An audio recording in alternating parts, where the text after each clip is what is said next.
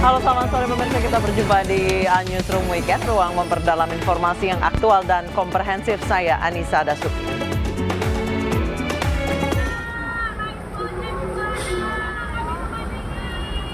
Hari kedua konser NCT 127, sejumlah penonton konser tertipu ulah tiket calon nakal di gelaran hari kedua di AIS BSD Tangerang, Banten. Para penonton yang tak kebagian tiket secara online ini terpaksa membeli lewat perantara calo yang ada di sekitaran luaran area demi menonton idola tercintanya. Bahkan dua gadis asal Solo dan Surabaya terlihat menatapi kesedihan saat mengadu ke polisi karena menderita kerugian masing-masing 5 juta rupiah. Nikita dan Eka ini mengatakan jika dirinya tak menyangka terkena tipu ulah calon nakal karena merasa yakin dengan bujuk rayu para calo. Keduanya menambahkan bila mereka baru menyadari tiket tidak bisa di-scan barcode lantaran palsu.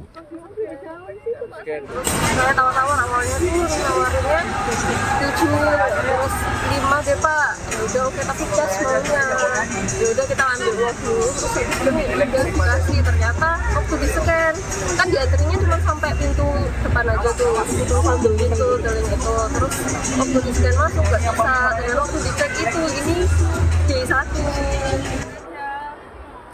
Sementara itu, polisi dan panitia sebelumnya telah mengimbau kepada para penonton untuk tidak melakukan pembelian tiket lewat calo di hari kedua konser boyband asal Korea Selatan tersebut. Usai 30 penonton pingsan konser NCT 127 yang berlangsung kemarin dihentikan, hari ini konser tetap berlangsung dengan pengamanan ketat. Hari pertama konser NCT 127 awalnya berlangsung kondusif, namun situasi berubah saat personel NCT 127 melempar bola bertanda tangan ke arah penonton. Aksi saling dorong terjadi hingga pembatas di Festival 1C roboh. Setelah pagar ambruk, konser sempat berlanjut seperti biasa. NCT 127 sempat menyanyikan satu lagu berjudul Touch.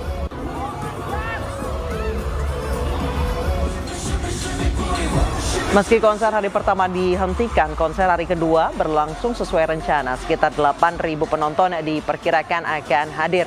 Meski acara dimulai pada pukul 2 siang, namun penonton sudah mengantri sejak pagi. Pengamanan di lokasi konser diperketat, 100 polisi diterjunkan untuk menjaga di sekitar panggung.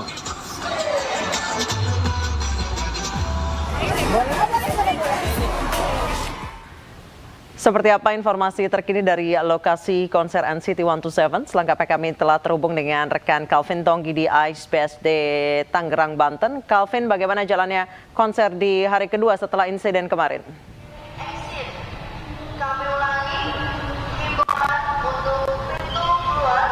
Ya, selamat sore Anissa dan juga pemirsa. Penjagaan ekstra di hari kedua pelaksanaan konser NCT 127. Pasca terjadinya ada sebanyak 30 orang pingsan pada hari pertama yang dilaksanakan di AIS BSD Tangerang ini. Dan memang dibenarkan oleh pihak promotor bahwa untuk hari kedua akan dilakukan pengamanan pasukan penambahan, yakni sebanyak 200 personel polisi yang akan menjalani jalannya konser NCT 127 ini. Di mana pihak-pihak polisi ini memang sudah berjaga di pintu masuk, pintu keluar maupun di tengah konser. Dan memang dari pihak polisi juga berkata bahwa konser ini tidak melebihi kapasitas, yang mana untuk NCT 127 ini memang ditargetkan sebanyak 10.000 tiket pengunjung, namun hanya terjual sebanyak 8.000 tiket. Dan untuk kemudian terdapat perbedaan jadwal konser di hari pertama dan juga di hari kedua, yang mana untuk hari pertama sendiri memang untuk pelaksanaannya sekitar pukul 19.00 sampai dengan 22 waktu Indonesia bagian Barat, namun memang diberhentikan lebih awal karena kan memang ada insiden terjadinya bentrokan kecil antar penonton, dan memang dipastikan tidak ada korban luka atas insiden ini, namun memang penghentian tetap dilakukan demi keselamatan dan keamanan dari penonton.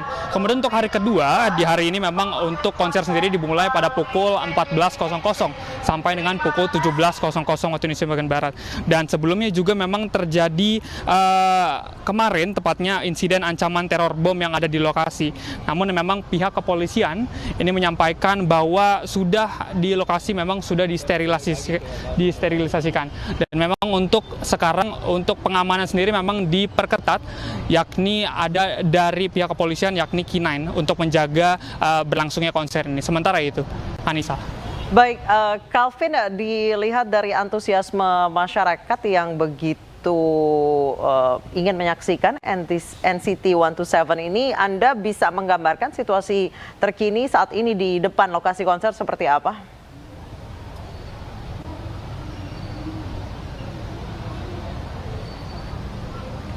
Ya, Nisa, memang untuk antusiasme dari para penonton NCT 127 ini memang masih sama seperti hari pertama, namun memang tadi beberapa data yang kami dapat dan kami wawancarai memang terdapat ada beberapa dari fans begitu dari NCT 127 mengatakan bahwa memang cemas di mana hari pertama terdapat kejadian insiden 30 orang pingsan di hari pertama. Namun memang antusias untuk di acara atau konser festival musik NCT 127 ini memang masih sama, yakni di mana para fans begitu berharap agar tidak terulang lagi konser di hari pertama pelaksanaan konser NCT 127 ini, Anissa. Baik, terima kasih rekan Calvin Tonggim melaporkan langsung dari AISBSD Tangerang, Banten. Selamat bertugas kembali, Calvin. Pemirsa, polisi membubarkan konser musik yang digelar di beberapa kota akibat kericuan yang terjadi saat konser. Di antaranya konser boyband asal Korea Selatan di Tangerang, Banten dan festival berdendang bergoyang di Jakarta beberapa waktu lalu. Konser boyband asal Korea Selatan NCT 127 yang digelar di AISBSD Tangerang Selatan terpaksa dibubarkan di hari pertama konser menyusul adanya aksi saling dorong antar penonton yang memicu kericuhan. Untuk itu kami kepolisian menghentikan kegiatan. Aksi saling dorong diawali saat personel NCT 127 melempar bola bertanda tangan ke penonton. Aksi saling dorong pun terjadi hingga pembatas di festival 1C roboh. Kurang lebih 30 penonton pingsan saat berdesak-desakan berebut bola. Jadi pada pukul 9.20 kami dari Polres menghentikan kegiatan konser dari NCT ini karena kami melihat ada beberapa penonton yang mengalami kelemasan daripada fisik, bahkan sampai pingsan dan diberikan oksigen. Diawali karena merenseknya atau majunya penonton mendekati panggung sehingga terjadi desak-desakan. Sementara itu, polisi juga membubarkan festival musik berdendang bergoyang yang digelar pada 28 hingga 29 Oktober lalu di Istora Senayan, Jakarta.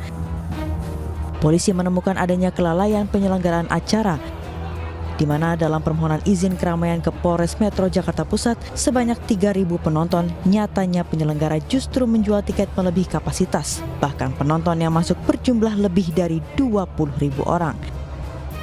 Kapasitas yang berlebihan membuat penonton saling berdesakan hingga pingsan. Bahkan aksi saling dorong antar penonton juga terjadi saat konser musik berlangsung.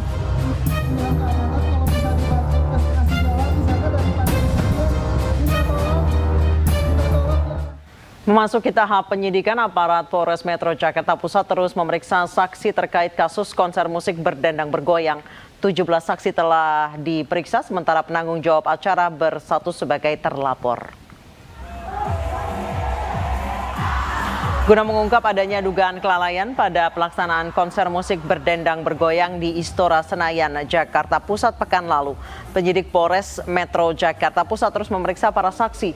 Jika sebelumnya hanya 10 saksi yang telah diperiksa, kini menjadi 17 orang termasuk saksi ahli dan Satgas COVID-19. Pemeriksaan para saksi dilakukan guna menguatkan bukti dan fakta dugaan kelalaian yang dilakukan pihak penyelenggara, terutama pada persoalan jumlah pengunjung. Event organizer telah menjual tiket sejak bulan April. Kemudian di bulan September itu total tiket yang terjual itu 13.000 lebih. Ditambah bulan Oktober 14.000, total secara keseluruhan sebanyak 27.679 tiket yang jual. Sementara di bulan Oktober juga, atau tepatnya tanggal 12 Oktober, Satgas Covid mengeluarkan rekomendasi atas permohonan dari penyelenggara dengan jumlah peserta sebanyak 5.000. Ini